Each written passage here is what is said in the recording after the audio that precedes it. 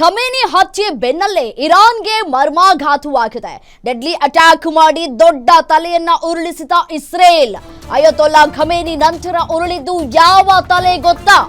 Iran ಮಧ್ಯಂತರ ಪರಮೋಚ್ಚ ನಾಯಕ ಅರಾಫಿ ಹತನ. Iran ಧರ್ಮಗುರು ಅಲಿರೆಜಾ ಅರಾಫಿ ಹತ್ಯೆಯಾಗಿದೆ ಅನ್ನುವಂತಹ ಮಾಹಿತಿಯ ಲಭ್ಯವಾಗ್ತಾ ಇದೆ. ಅಲಿರೆಜಾ ಅರಾಫಿ ಹತ್ಯೆ ಮಾಡಿದ್ದೇವೆ ಅಂತ ಹೇಳಿ NSA ಹತ್ಯೆ ಮಾಡಿರೋದಾಗಿ ಹೇಳ್ತಾ ಇದೆ. NSAನ ನಿವೃತ್ತ ಲೆಫ್ಟಿನೆಂಟ್ ಜನರಲ್ ಮೈಕಲ್ ಫ್ಲಿನ್ ಹೇಳಿಕೆಯನ್ನು ಕೊಟ್ಟಿದ್ದಾರೆ. ಖಮೇನಿ ಬಳಿಕ ಇರಾನ್ ದೇಶವನ್ನ ಮುನ್ನಡೆಸಲಿರುವಂತಹ ಅಲಿರೆಜಾ ಅರಾಫಿ ಸಾವಿನ ಕುರಿತು ಇಲ್ಲಿಯವರೆಗೂ ಕೂಡ ಇರಾನ್ ಅಧಿಕೃತವಾಗಿ ಹೇಳಿಕೆಯನ್ನ ಕೊಟ್ಟಿಲ್ಲ. ಖಮೇನಿ ಬಳಿಕ ಇರಾನ್ ಮುಖ್ಯಸ್ಥನಾಗಲಿದ್ದಂತಹ ಅಯತುಲ್ಲಾ ಅರಾಫಿ ಇದೀಗ ಅರಾಫಿ ಅವರ ಹತ್ಯೆಯಾಗಿದೆ ಅಂತ ಹೇಳಿ ಮಾಹಿತಿ ಲಭ್ಯವಾಗ್ತಾ ಇದೆ. ಇದು ಫೇಕಾ ಅಥವಾ ನಿಜಾನ ಅನ್ನುವಂತಹ ಒಂದಷ್ಟು ಪ್ರಶ್ನೆಗಳು ಇಲ್ಲಿ ಕುತೂಹಲಕ್ಕೂ ಕೂಡ ಕಾರಣವಾಗ್ತಾ ಇದೆ.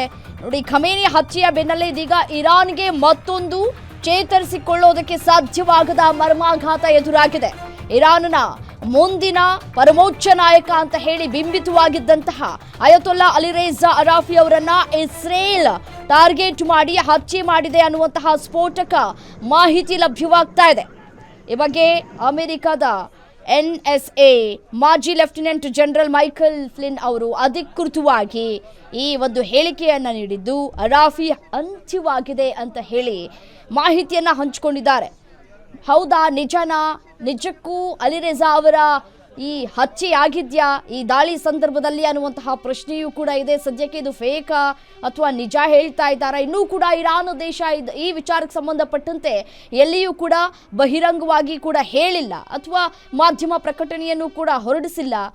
ಹತ್ಯೆಯಾಗಿದೆಯೋ ಇಲ್ವಾ ಅನ್ನುವಂತಹ ಒಂದಷ್ಟು ಪ್ರಶ್ನೆಗಳು ಕೂಡ ಇಲ್ಲಿ ಹುಟ್ಟುಹಾಕ್ತಾ ಇದೆ. ಒಂದು ಕಡೆ ಖಮೇನಿ ಸಾವಿನಿಂದ ಇರಾನ್ ಕಂಗೆಟ್ಟು ಹೋಗ್ಬಿಟ್ಟಿದೆ.